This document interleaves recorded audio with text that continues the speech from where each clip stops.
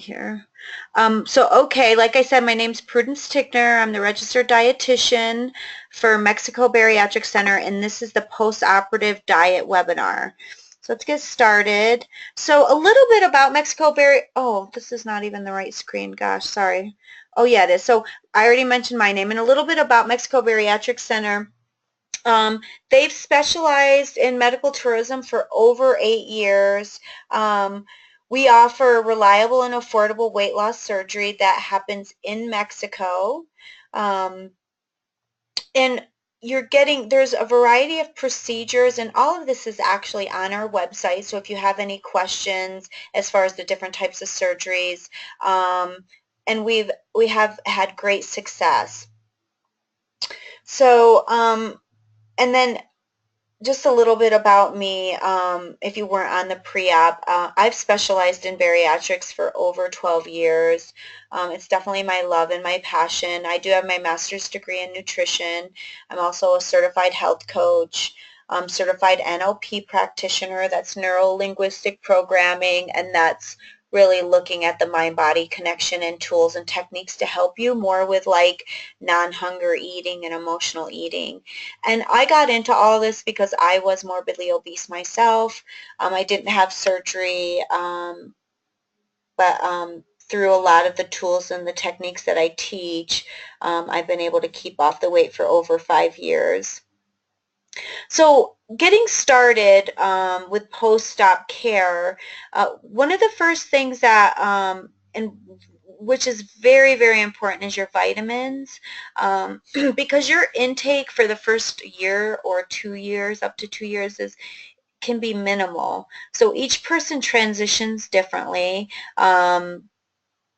But you really do want a high quality vitamin. You know, I tell people, like, if somebody gets pregnant, they take prenatal vitamins. So if you're going to take surgery, because there's specific types and amounts of different vitamins that are hard to find in regular vitamins, as well as the sugar content in some of your chewable vitamins. And if you get the bariatric specific, it gives you everything that you need. There's no questions, and you definitely are not taking in extra sugar. There's so many times I talk to people and they're like, oh, I just got the generic gummies, and I take the time to add up the sugar with them, and a lot of times it's 30, 40 grams, and that's just from their vitamins. So you have to be really careful, and especially if you're having gastric bypass or the mini gastric or duodenal switch, where you have more malabsorption. But you can have muscle loss. This happens a lot. The more muscle you lose, the harder it's going to be to keep your weight off long term. So, you know, a lot of times you guys will post on our site, the Facebook site and support page, and you know, you'll see people that are dropping a ton of weight, and you know, I don't always know the circumstances, but I will tell you that if you're losing a lot of muscle along with the fat because you're not following proper protocol, that's not a good thing. And so a lot of times you have to remember a little bit slower, where you're losing predominantly fat. It's fat loss and you're maintaining your muscle. You are going to lose a little bit slower, but your metabolism's going to be higher. It's going to be easier for you to keep the weight off. And the other thing with muscle loss is your skin gets a lot saggier. So again, if you can keep your muscle, then also, you know, you're going to have healthier looking skin. Just overall fatigue, hair loss. This one is huge, and you know, as much as I talk about it, as much as I tell you guys what to do, because you guys are getting on one, you don't feel hungry. Two, you're getting on the scale and the scale's going down, and so you're ecstatic. You're so happy.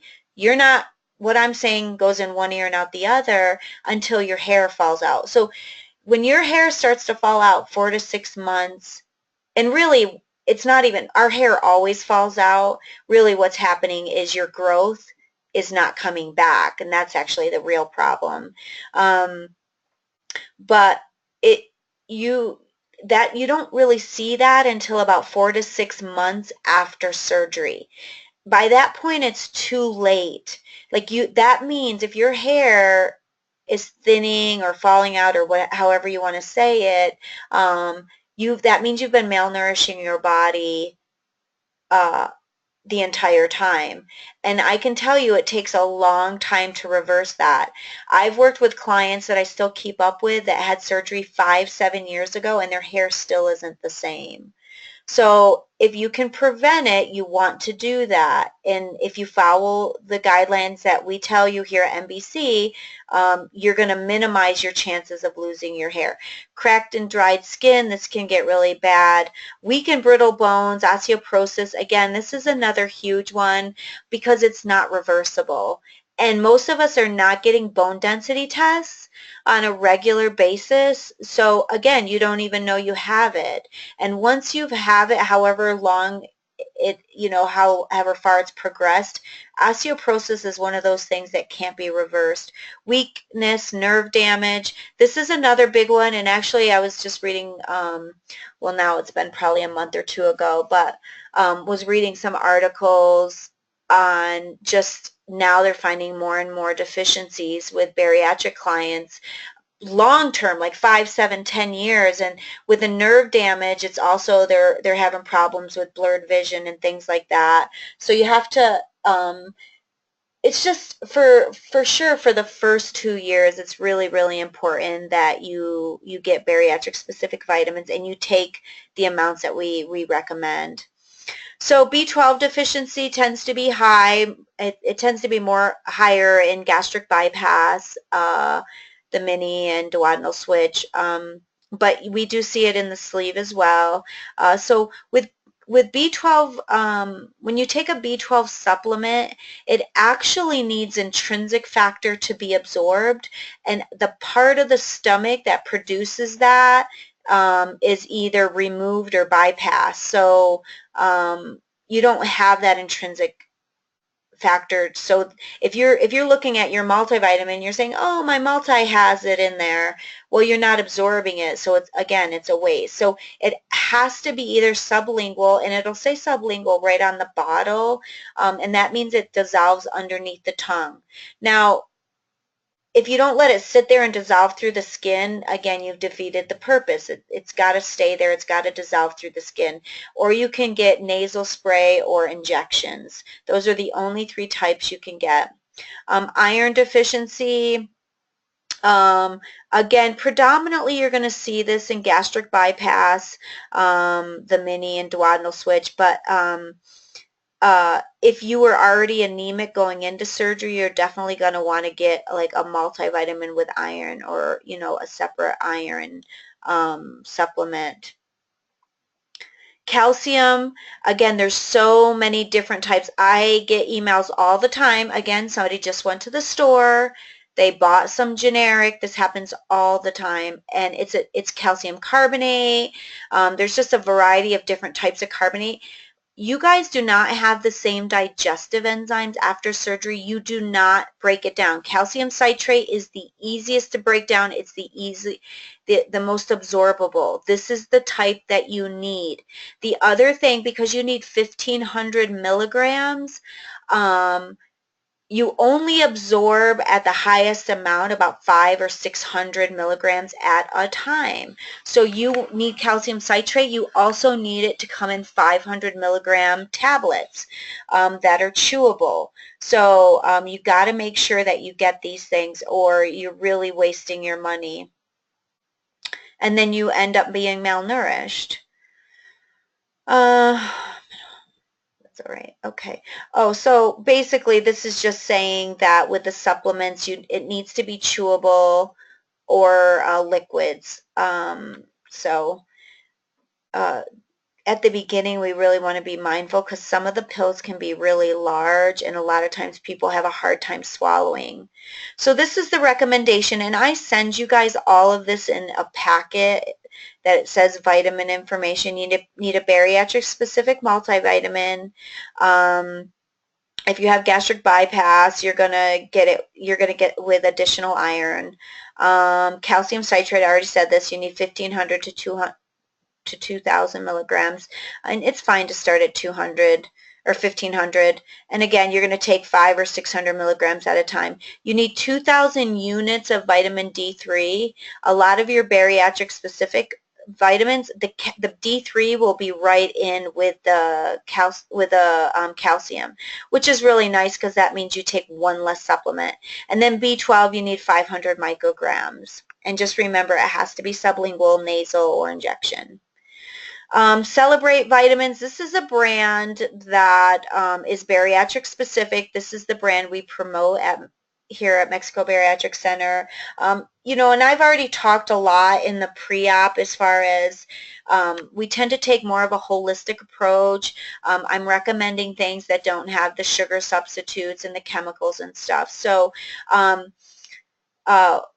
we did a taste test a while back, and you know, Celebrate Vitamins was one of the top vitamins as far as taste, because of course that it's chewable, so you want it to taste decent. And then it didn't have a lot of the crap that some of the other bariatric vitamins had, and so that's why we promote and recommend Celebrate. They actually use sugar alcohols versus the sugar substitutes. In the packet that I send you, I always send you the link to a bariatric store, and it's called bariatricsurgeryvitamins.com. If you want to write that down, or you can go back to the packet. Because you were on the webinar, you can, when you're actually ordering them, it'll ask you for a code. If you put in 10% off, you write in the number 10, and then you actually have to write out percent off. You can get 10% off your total vitamin purchase. So general overview, you're going to go through 4 phases post-op, and there's a purpose for each phase. So the clear liquid diet is to hydrate and basically to let your body rest. You know, so often I see people say, oh, I'm so tired, I'm so tired. Well, you just had 2 top stressors. You went through a surgery, and also actually drastically changing your diet is also a top stressor. So definitely when you feel tired, take more naps if you're able to do that, rest more. You're just going to heal faster. But you got to make sure you hydrate the body, and I'm going to go over in more detail each one of these. The next phase is thick liquids. This is where you start to focus on protein. So the first phase is hydration. The second phase is hydration and getting your protein in. The third phase, which is soft solids, you're focusing on increasing your calories. This is going to help with malnutrition. This is going to help so you don't lose your hair. So you guys are going out and buying biotin and all these extra vitamins and stuff like that. The vitamins are really important, but I can tell you when it comes to your hair, if you're malnourished, if you're not getting in enough calories, fat, and protein, I don't care how much biotin you take, you're not going to save your hair. And just so you know, biotin just makes the hair that you have thicker. And remember what I told you, with malnutrition, everybody loses hair. If I brushed out my hair and showed a picture on our Facebook support page, it would be the exact same as some of you guys that show your hair loss. Hair is always falling out. When you're malnourished, it does fall out faster and in more clumps, that's for sure. But then on top of it, you know, a healthy, normal person, their hair is falling out, but it's always growing back. So with malnutrition, one, it falls out faster, but also the hair is not growing back. So biotin isn't going to help your hair grow back. All it does is the hair that you still have looks a little bit thicker. And then, so you really want to start to work on the calories. And then the regular phase 4, which is about 1 month post-surgery, is you're just starting to add in variety. So, an important note, so pretty much the diet is the same regardless of the surgery that you're having, but if you're having gastric bypass, mini gastric bypass, or duodenal switch, you have to make sure that all your juices are sugar-free. So I definitely recommend that you find the products that are sweetened with stevia, not sucralose or aspartame, but they absolutely have to be sugar-free. And then your total carb intake has to be under 15 grams per whatever meal you're doing. So you have to be really careful because you can go through what we call dumping, which I'll talk about a little bit later on. And actually sometimes, uh, I mean, in theory, sleeve patients aren't supposed to get dumping, but because I've been in this industry for such a long time, um, I've seen a lot of sleeve clients actually get dumping too. So it's for sure gastric bypass and duodenal switch, but even sleeve patients want to be mindful.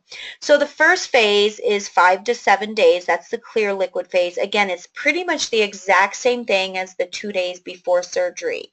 So you want to make sure that you're getting those same fluids in, and you're not going to feel like drinking. Again, if you were on the pre-op, the more you follow the pre-op, the less inflammation, the less the acid reflux, the less nausea you're going to have. It's going to be easier for you to get that fluid in. If you go below 48 ounces a day, you set yourself up for dehydration, and again, you can end up in the hospital. So just be mindful of that. And if you're completely nauseous and you just feel like you can't get anything in, then you're going to want to do ice chips, which I might talk about that in a little bit. You're basically trying to sip all throughout the day. So when you get up, I mean, you're not going to be able to, guzzle a big glass of water anymore. That's not going to happen. So just get a small amount. Start with maybe 4 to 6 ounces, and you just sip on it, and then an hour later do another 4 ounces. And again, in the post-op packet that I send you guys, I actually give you a breakdown, a sample of what you can do. What else do I want to say about this? Oh, so one of the things that will help is warm temperature fluids. So like your broths, your herbal teas, things like that. If you're drinking Ticino, start your day off drinking something warm, because again, it relaxes your stomach muscles, it relaxes the muscles in your esophagus, and so you're able to drink more. And what I would recommend is throughout the day, maybe a couple times a day, drink warm fluids, again, to keep your muscles relaxed. And the other thing is don't drink anything out of the refrigerator. So anything that's really cold actually tightens the muscles up, and again, it makes it hard to drink. So keep all your juices and everything at room temperature, and then also add some warm fluids in as well, and that will help. So recommended liquids, like I said, it's pretty much everything that's in the clear liquids that you started with. If you're doing regular Gatorade, make sure you dilute it 50-50 with water. Gatorade is actually something that was made for people that are running like marathons and triathlons and stuff like that. So where you've depleted your glycogen storage, so you need more sugar. It's definitely not necessarily for bariatric patients, but I do know a lot of people use it because it is a clear liquid, like the Gatorade, the Powerade. So you just have to make sure you're getting the one that's 0 calories, or doing 50-50 with water if you're having the sleeve surgery. Anything that's transparent, so apple juice, white grape juice, cranberry juice, you can do coconut water. I love these products, True Lemon, True Lime products. They have a bunch of flavors. You're going to see these right next to your crystal lights and stuff like that, all your flavorings for your water. This is natural. It doesn't have any sugar substitutes in it. It just gives your water some natural flavor. Vitamin water, I've already talked about this. I really like vitamin waters, again, because they are they're sweetened with stevia versus your aspartame and sucralose. This is the Crystal Light. So if you are going to do Crystal Light, get this brand. It's a white box. It has it says pure on it. This version of Crystal Light is sweetened with stevia, again, versus some of the other ones are sweetened with aspartame.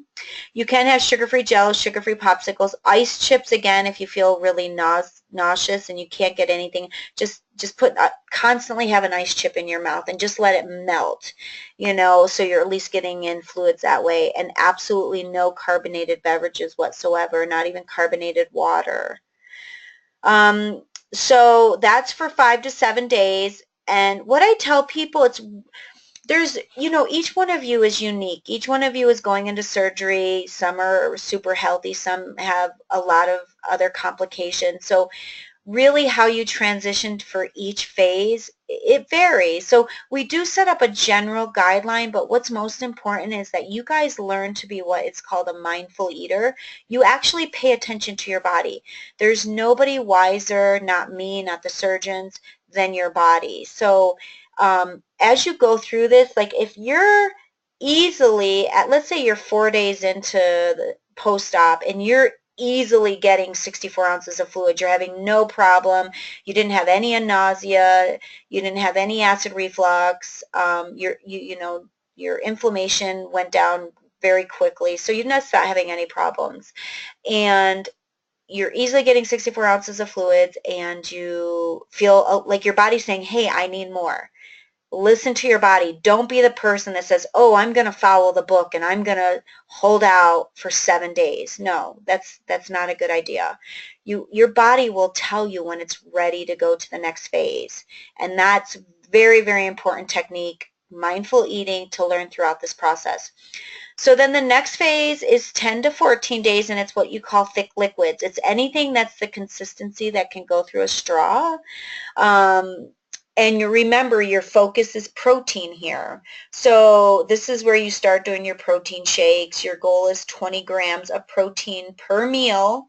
So, think about, you get up and, sometimes they'll say, oh, I had like a little bit of like applesauce and then I had some potato soup and it's all sugar and all carbs.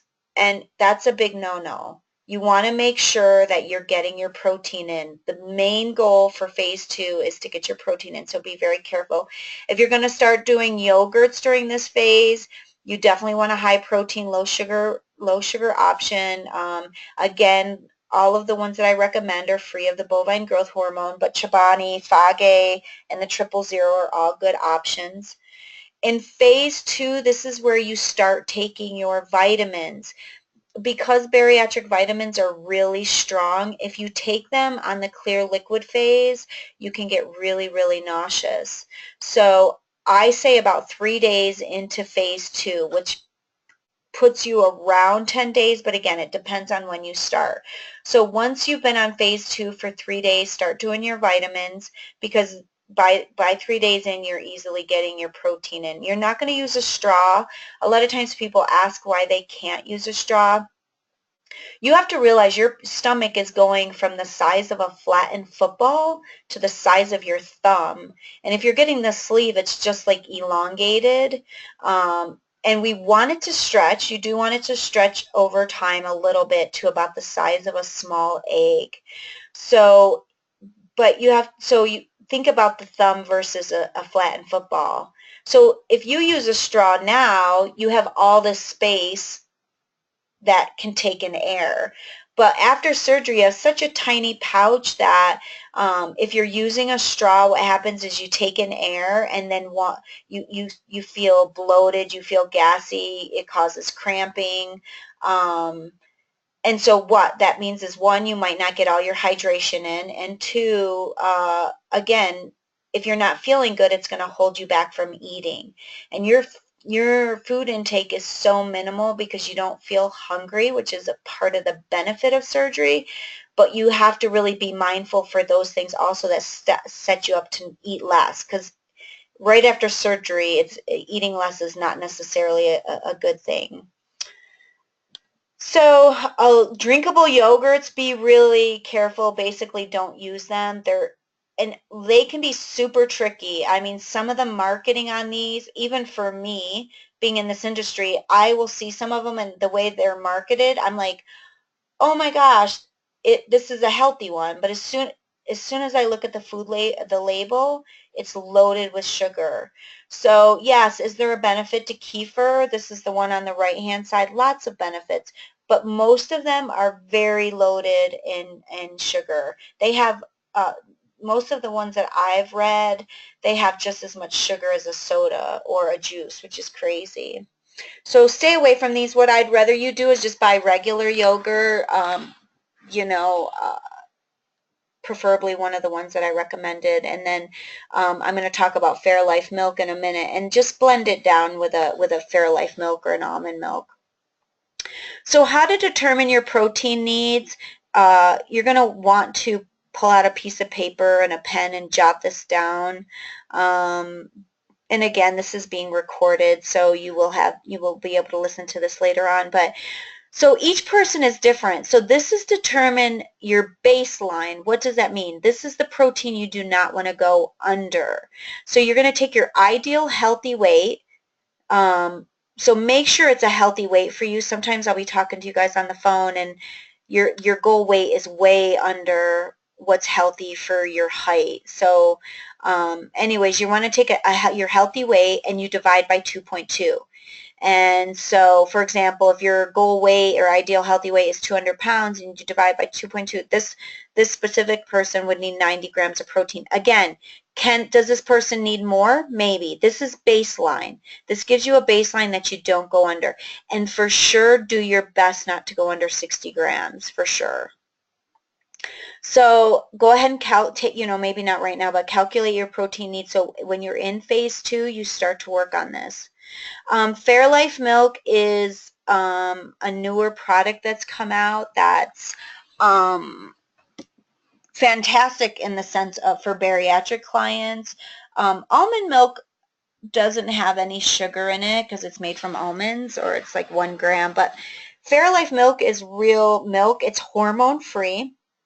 So it's organic milk. It doesn't have the hormones in it, but it has some added value that's really specific for bariatric clients. And one, it takes out the milk sugar. So you can't just go and drink regular milk because you can get sick. You can go through dumping. But this company, they take out the milk sugar, so it doesn't have the sugar in it. And they actually double the protein. So I think just 8 ounces of Fairlife milk has 16 grams of protein in it.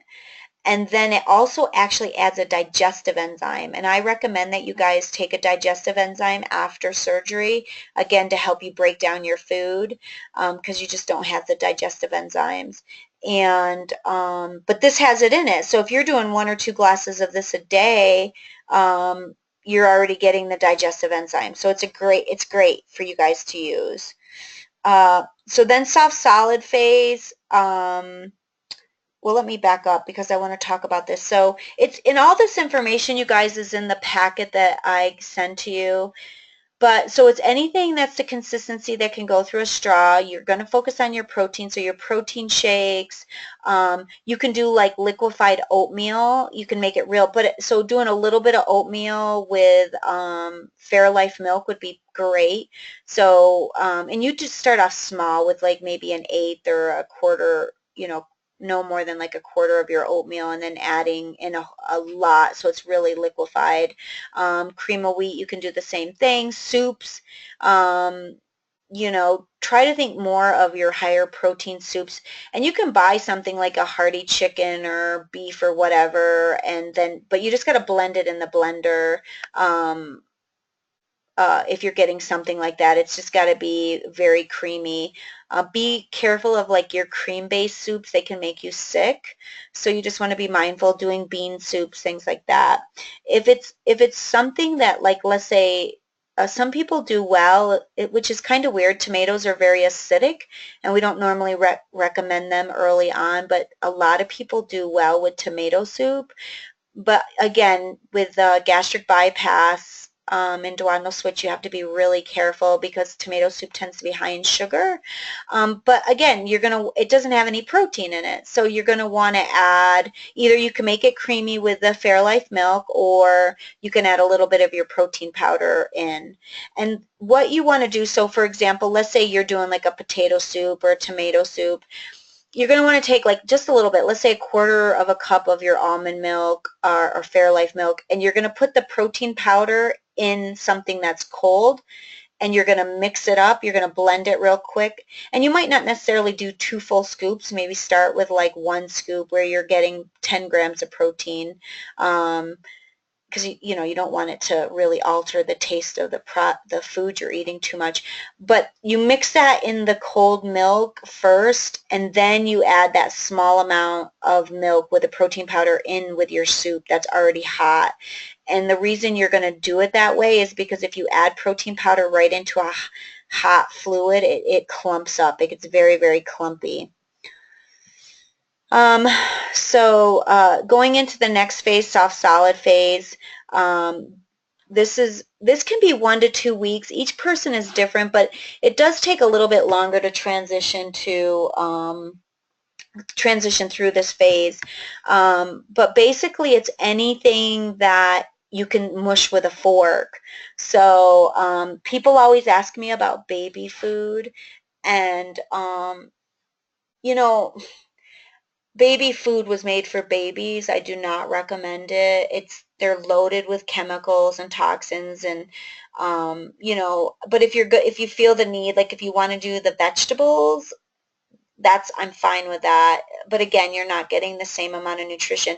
The meat products I'm not fine with, just because a basic jar of a whole jar of any type of baby food that's a meat-based is like about 8 grams of protein.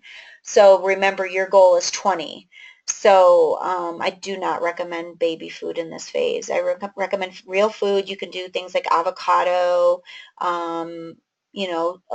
sweet potatoes are carb, but again, you can add Greek yogurt to it. You can add in a little bit of protein powder when you're mixing in the milk, when you're blending your sweet potatoes up.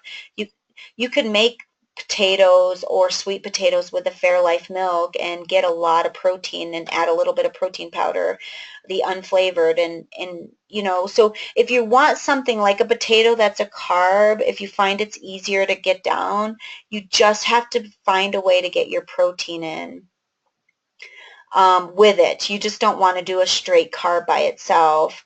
Eggs are during this phase, your soft fishes, there's a whole list, and like I said, it's in the packet that I send you, and you guys can always call me with questions. What else do I want to say about this? Okay, that's it. And this is phase 3 is where you start to weigh your food. So you're going to want to get a pocket digital scale or just a digital scale. I always say pocket just because it's small enough to go in your purse. That way, if you're somebody who's running around and out and about during the day, you have it with you. Everybody's different. Your very first goal is to try to get 4 ounces. I know some people that can barely eat 1 egg. And an egg is 1.5 ounces. So this is why it might take you 2 weeks. So you really want to stay on soft solids until you can get 4 ounces of food in. And what is the 4 ounces is 3 ounces of protein and 1 ounce of fat. So, maybe you do 3 ounces of beans and 1 ounce of cheddar cheese, or 3 ounces of a soft fish, and you do 1 ounce of avocado, stuff like that. If you do salmon, you can do the straight 4 ounces of salmon, because salmon is a fatty fish, so salmon's awesome. And again, it's something you can mush down, especially if you want to start with canned meat, like canned chicken, canned tuna, canned salmon, because it's softer, and a lot of times even adding some mayo, because early on it's harder to swallow. Food can get stuck more easily, so adding something like mayo to it will help it go down easier. But you might find, let's say for example, you can only eat 1 egg, or you find you can only have a few tablespoons of something. You're going to go back and forth between thick liquids and soft solids, right? So you might have a protein shake, and then 2 hours later you might have a few bites of an egg. It's all depends on what you can get, but your goal is 4 ounces. Remember that, 3 ounces protein, 1 ounce of fat. And when you can do that easily, then you can transition out of phase 3. So this might take you a couple of weeks in this phase. And remember, your focus here is calories. And getting your protein, of course, too, but we want to really start to work on that. And how do we do that? This is by adding the fat. There's no other way you're going to get your calories up, because your very first goal is 800. I don't want you guys to force it, but if you're adding a tablespoon of peanut butter or coconut oil to your protein shakes, you know, if you're doing a little bit of a sweet potato, you're going to want to use the 2% Fairlife milk. You can add a little bit of olive oil on it afterwards, but yeah, think of ways you can add a little bit of fat to get your calories up. You got to make sure that you start to cut your food again, and you got to chew it to applesauce consistency. I always tell people to start early, start this on pre-op because you're kind of shocked. I mean, eating isn't fun anymore. It's more like a process.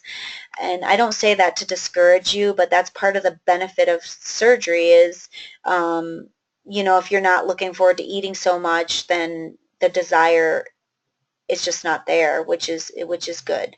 But you do need to cut your food up into pea-sized bites because one of the things that happen is when they do the surgery, there is a narrowing of the esophagus at the bottom, so it's a lot easier for food to get stuck. So goal is 64 ounces of fluids. Stop drinking. This is also in because you're doing liquids in the first two phases, but in phase 3 is where you do the 30-20-30 rule.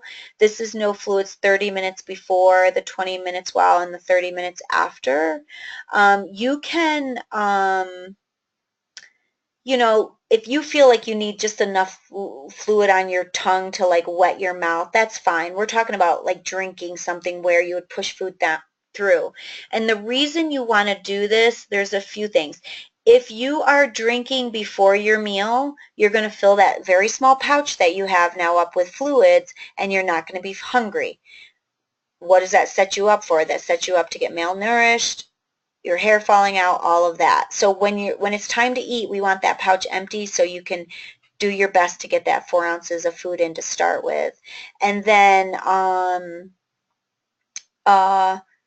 then the reason you don't want to drink right afterwards is that food that's sitting in your pouch, if you drink right afterwards, it pushes the food through your pouch faster, and again, leaving your pouch empty.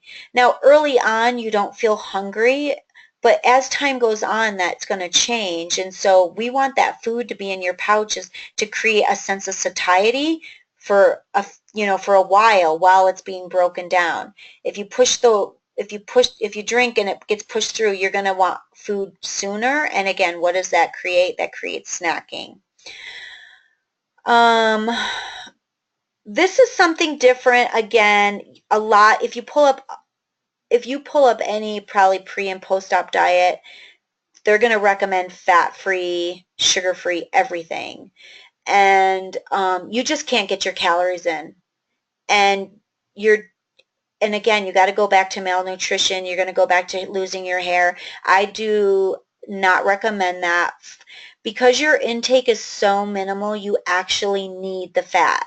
So it's going to help your skin. It's going to help your brain settle down so it's not feeling like it's craving stuff. It just really sets you up for success. So my recommendation is to not do like fat-free yogurts and cottage cheeses and milks and stuff like that. Like do the full fat because you'll need it. So recommended foods for this phase, scrambled eggs. You can do your cheeses, beans, tofu. There's 3 types of tofu. You're going to want the soft tofu. Remember, soft salad is anything you can take your fork and mush it with. Your yogurts, again, as long as they're soft meats or something where you blend them up with mayo, you just have to be able to take a fork and mush it. Sauces, oh my gosh, I love Tessemae. These are amazing.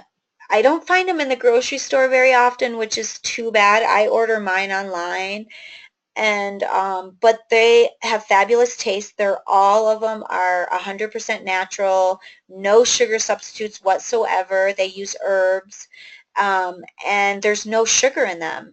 So these are great for pre and post-op. Yeah, they're like fantastic.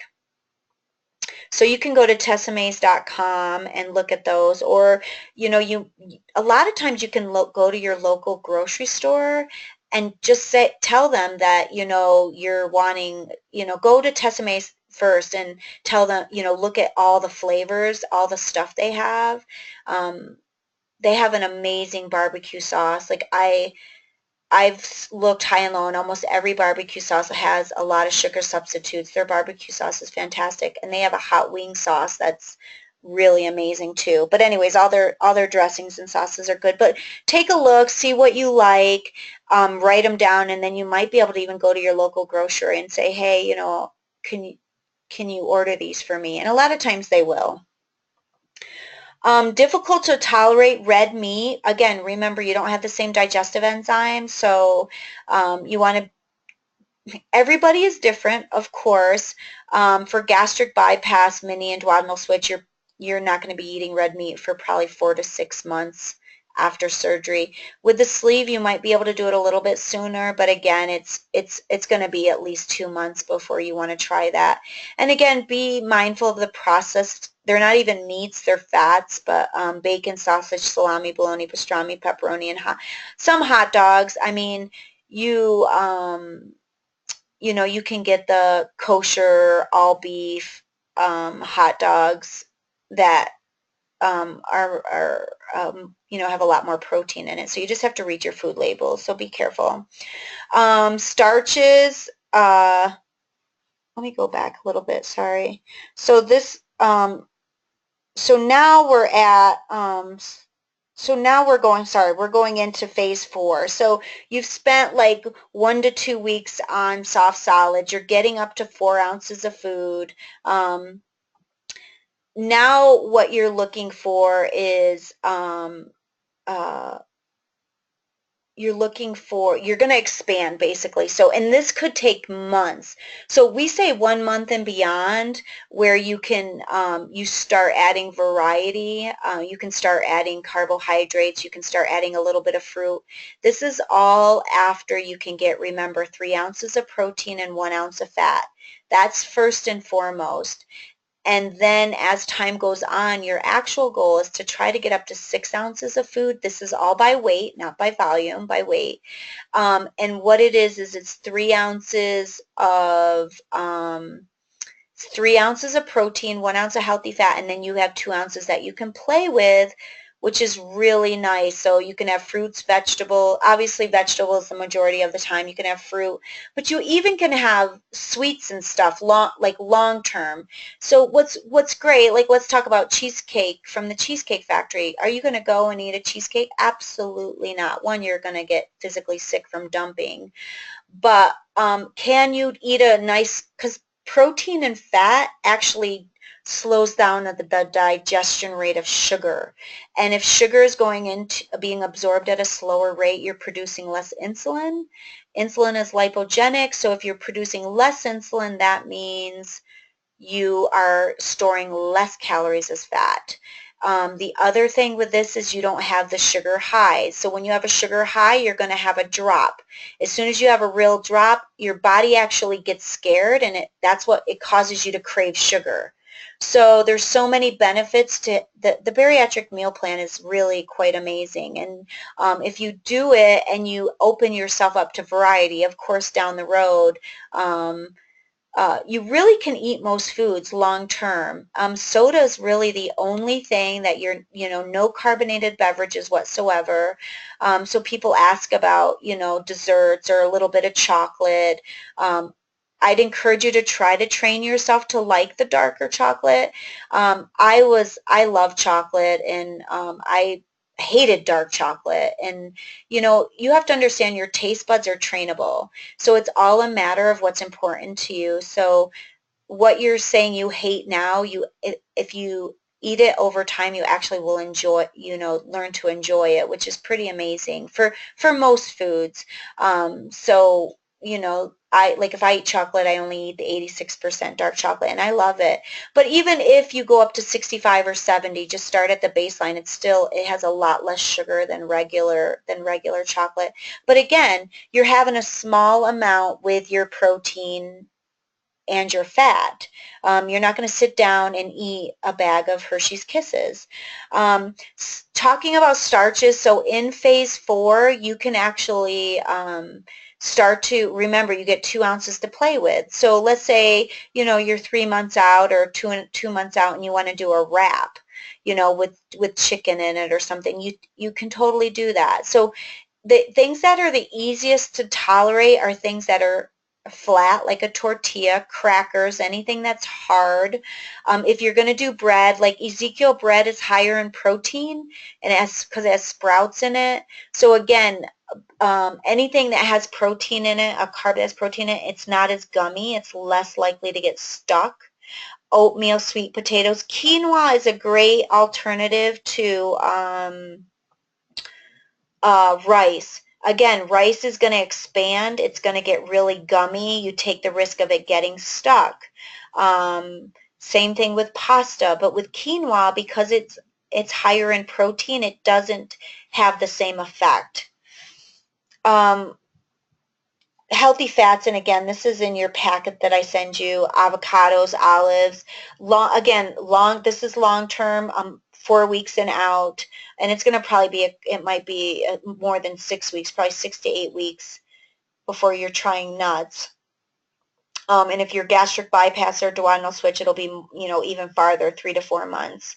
All your oils, and be creative, you guys, but definitely try to get at least 2 tablespoons of coconut oil a day. Fats to minimize, fats that can cause dumping are your fried foods, the processed fats we talked about.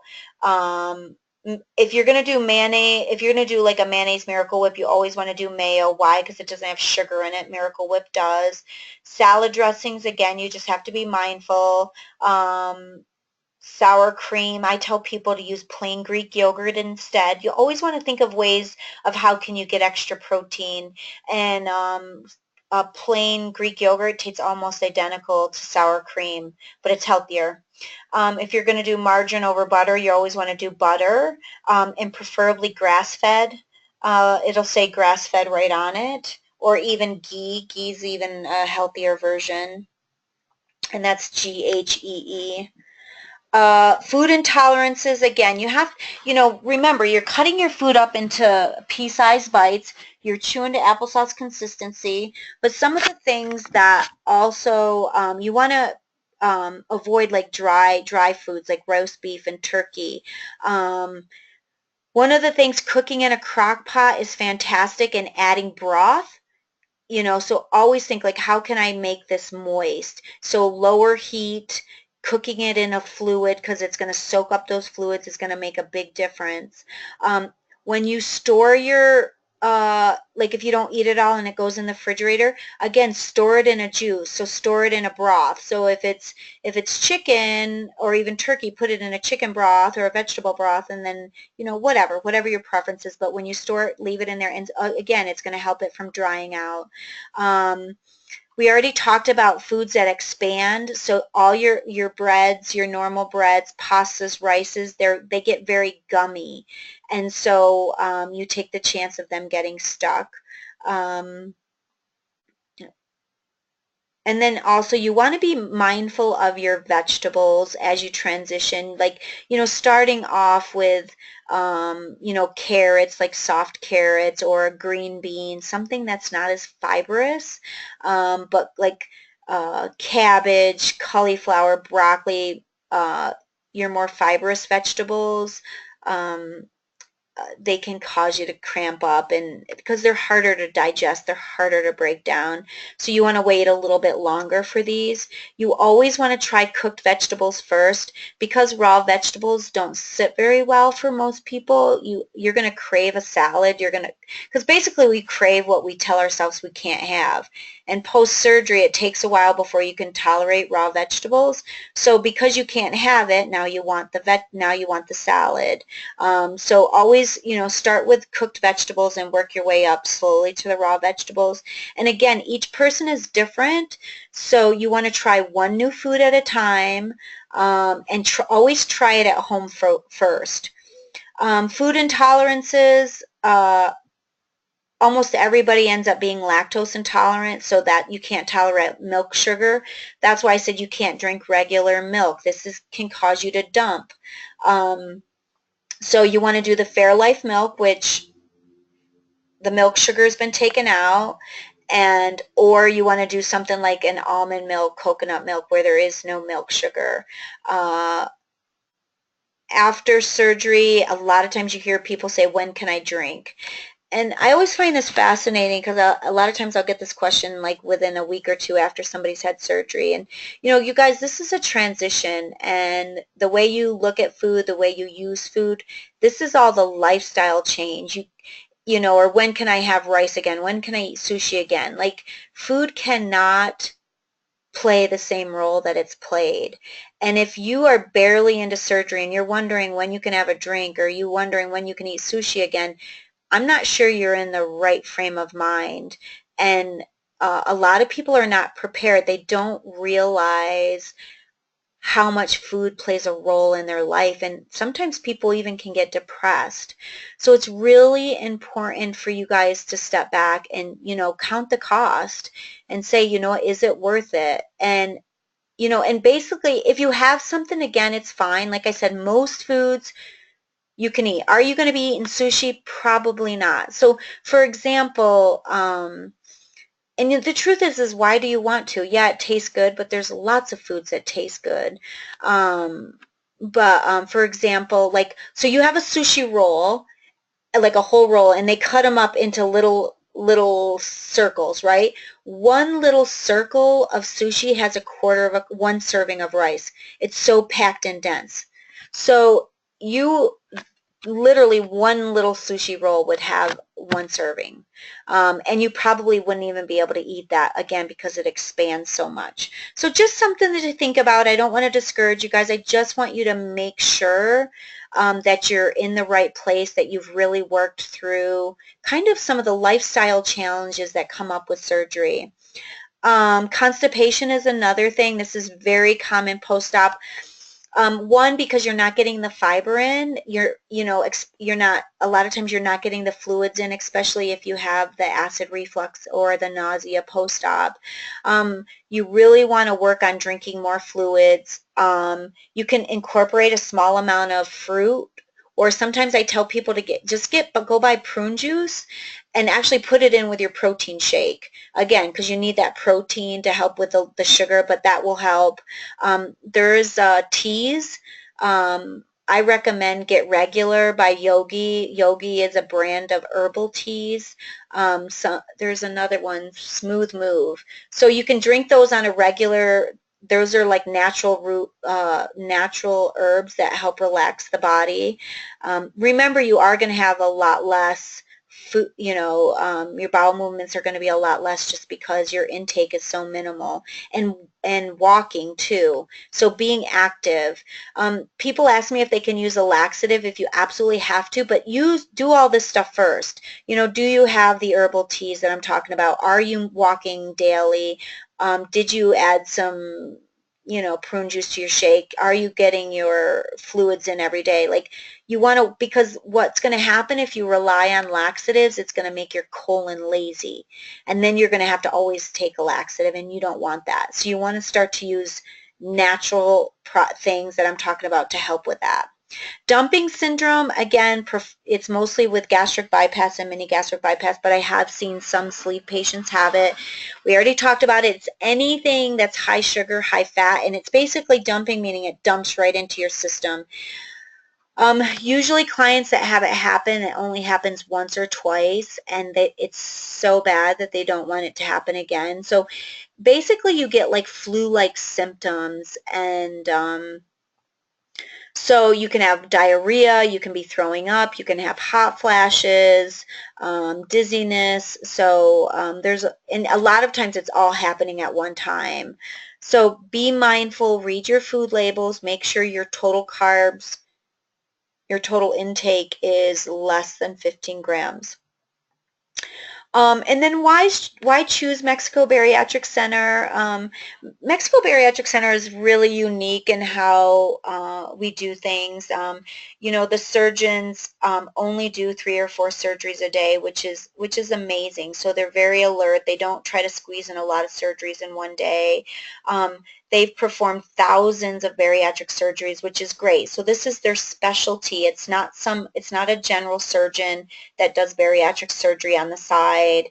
And the American Society for Bariatric Surgery actually did a study, and they did find that there was a big difference in hospitals or centers where the surgeons are doing more than 100 cases annually, which is what MBC does, because this is all we do. We specialize in this. We also, the support, you're not going to get the type of support you get from Mexico Bariatric at other centers. We have a great support team here to help you anytime you have a question. So thank you, you guys. Again, my name is Prudence Ticknor. I am the registered dietitian here at Mexico Bariatric Center. This is my email if you want to write it down, prudence@sources.com. Again, I send all of you guys a packet, and I call you guys just to introduce myself and see if you have any questions. But if you haven't got the packet yet or the phone call, you can always reach out to me. You don't need to wait for me to reach out to you. I'm also the one that runs the Facebook support page. So anytime you have a question, you can personal message me, or if it's like a generic question, if you ask it, just tag my name in the question. Alrighty, so we are going to, I'll go ahead and answer the questions. Let's see here. All right. So Maria, you asked, there was a link to purchase vitamins provided to me by MBC prior to surgery. If I'm taking these, are they the proper? Yes. So that's the link that I sent you, and we set it up there, so it's so simple, so it's exactly what you need. So yes, that's perfect. How often should you have a bone density test? I think that varies. I don't know off the top of my head. If you, Maria, if you want to email me, because I don't know your age, and there's just things I don't know. So if you email me and give me your first and last name, I'd be happy to answer that for you. Let's see. Kay, you said you didn't receive your packet. Let's see. Okay, so Kay, can you actually email me Prudence, so PRUDENCE, the @sources, SOURCIS.com, and I will, and I'll give you a call too. I'll give you a call tomorrow. Let's see. Do we have to have starches? Can we refrain if we choose? Yes, absolutely. So what happens is everybody has this, you got to say to yourself, when has a super strict diet ever worked for you? Never, right? So you go on it for a little while. And so what I see is some people will post, I'm thinking of one girl, and she's lost like 120 pounds. She's doing fantastic. But, one time she posted, her protein, and she weighed it all out, and she had like 1 ounce of peanut M&Ms, and everybody was freaking out. And then she said, oh, this is Prudence approved. And, it works for her. So what I don't want is for people to think, oh, carbs are bad. There are, obviously you don't want to eat a ton, but it's all a matter of what works for you. So don't go into this thinking, oh, this is bad food. You have to step back and say, okay, what's going to work for me to stay in a balanced meal plan? Because what happens is if you're not having the proper balance, or sometimes like you just want that, maybe you want to have a slice of bread or whatever, or a slice of toast, then you end up slowly over time totally transitioning to carbs. So just be mindful, that's all. But you definitely are not having any carbs until you can have 3 ounces of protein and 1 ounce of fat for sure. What is the fat, carb, sugar goal for the day? So this changes. This is a great question. So remember your focus, and you guys can always call me or email me when it gets time, when you get closer to the time. So each person is different, but I will tell you what I have found is the majority of us that are having surgery were what's called insulin sensitive or insulin resistant. So how other people process sugar is a lot different than us. Like it's like a double or triple whammy for us. So we can't do the normal intake that regular people do because, and regular isn't even a very good word to use, but because we just, we just won't lose the weight. So remember, phase 2 is focused on proteins. Phase 3, you're focused on calories. So until you can get 800 calories and get your protein in, that's all you're focused on. But once you are getting your 60 to 90 grams of protein, whatever your recommendation is, and you're getting 800 calories, the breakdown at that point, not before, but the breakdown is 35% protein. And, you can email me and I can give you the exact numbers for this, but 35% protein, you're going to do 40 to 45% fat, and you're going to do 20 to 25% carbs. And you can even do a little bit more fat. Do not recommend going under 10% carbohydrates. And it's actually pretty hard. You'd have to pretty much cut out all vegetables and stuff.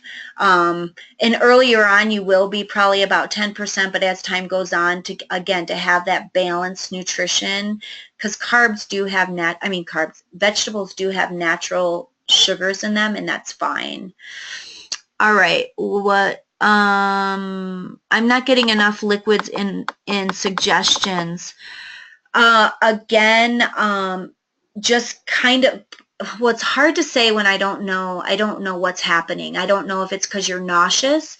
So if it's because you're nauseous or because you have acid reflux, do the apple cider vinegar and do the probiotic, because we got to get your stomach strong.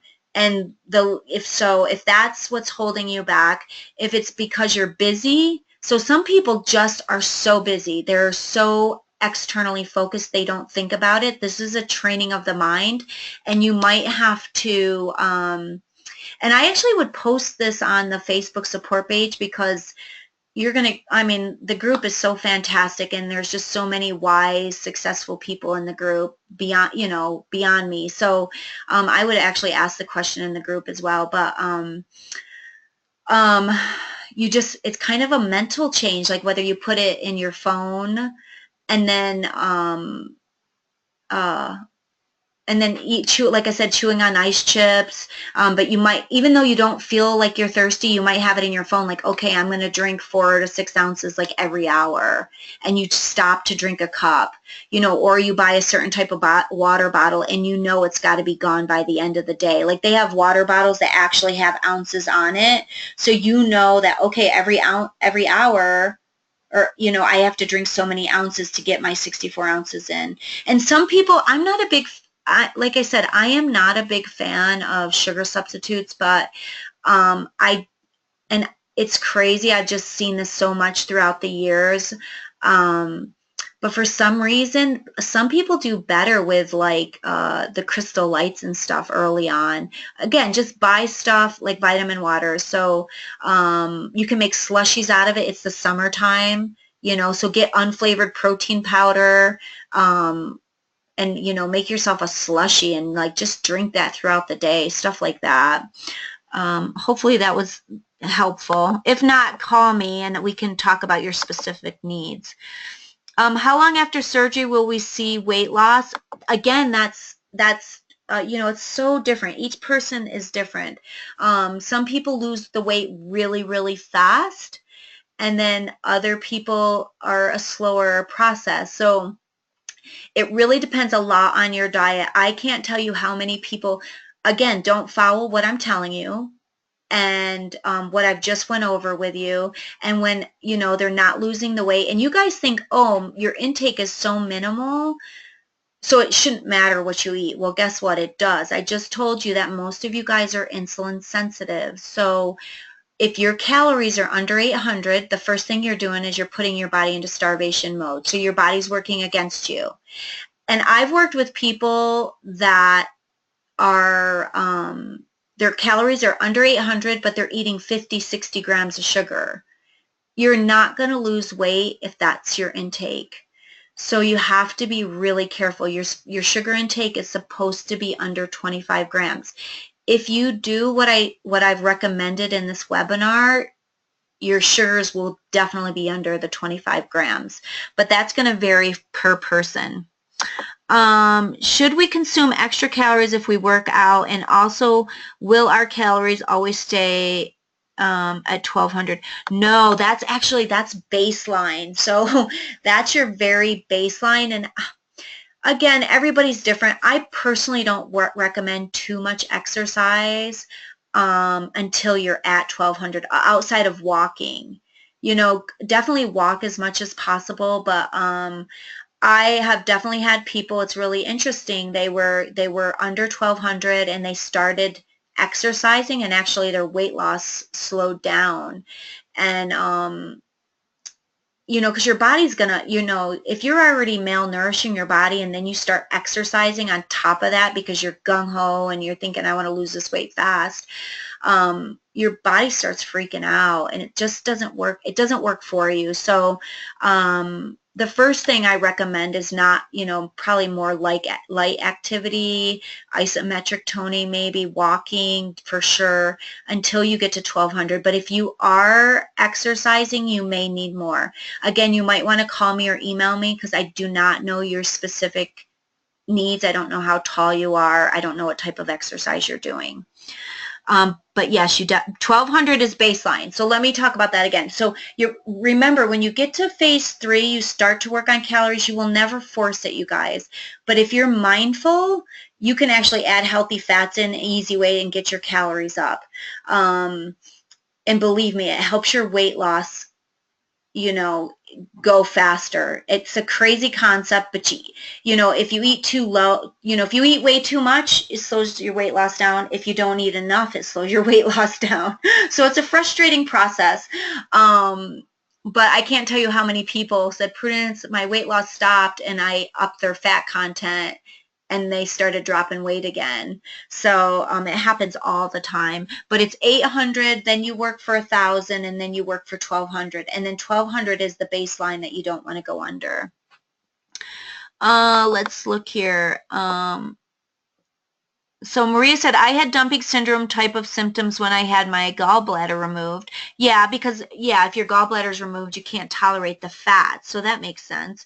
They said it was a type of surgery, laparoscopic type. What can I do now in order to avoid that prior to surgery to get my body ready for surgery?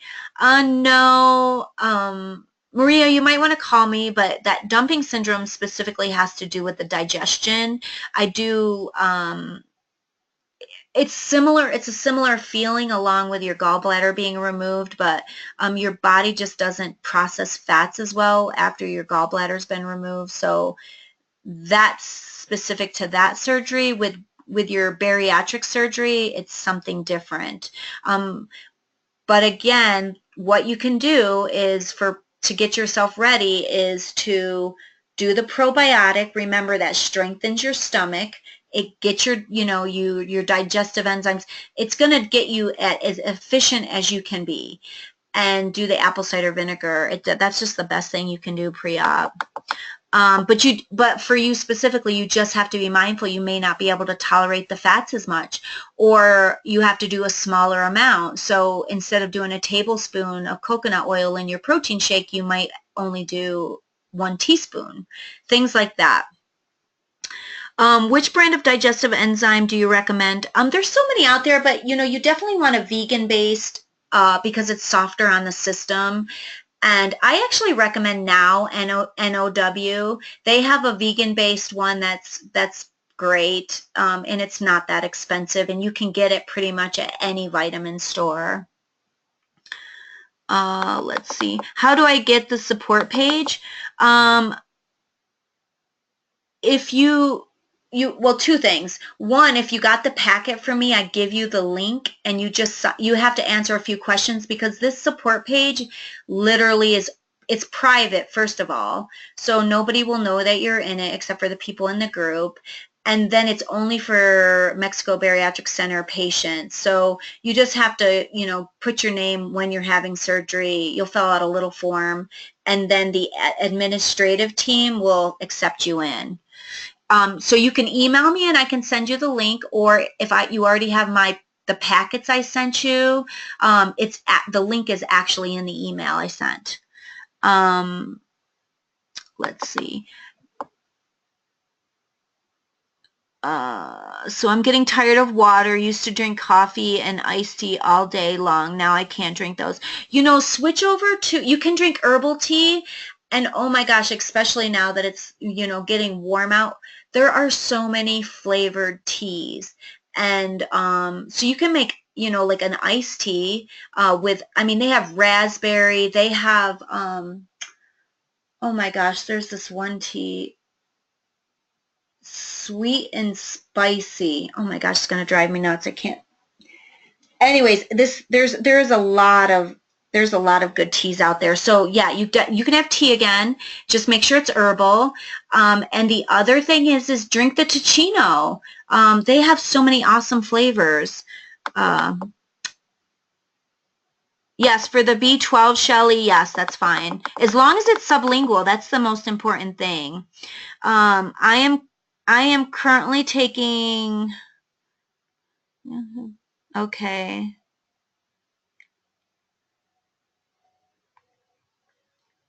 Okay, so Stephanie, so she's asking a medical question about medication, and this is great. And I think I give her information at the end. So with the support team, I'm the dietitian. So any type of, you know, diet questions, weight loss questions, behavior change questions, vitamin questions, that's all going to be me. If you have any type of medication questions, you feel like you're something's not healing properly, anything medical or medication, you're actually going to call our medical liaison, Jen, and her direct extension is 139. And I think I give her, I didn't give you her information, sorry. So so her extension is 139. Her name is Jen, and her email is Jen, and I give this in the packet I sent. It's Jen, Jen, at sources, sourcis.com. And I would ask her that question because that's not my area of expertise. So, yeah, Esther's asking if there's any workbooks. Actually, I have a list of stuff. I need to add that to have the team add it to our website. But if you email me, I definitely can send you a list of fantastic books specific for bariatric surgery that will, you can go through the list and see what sounds best for you. You guys, thank you for staying on the call. I know I went a little bit over. Hopefully this has been helpful.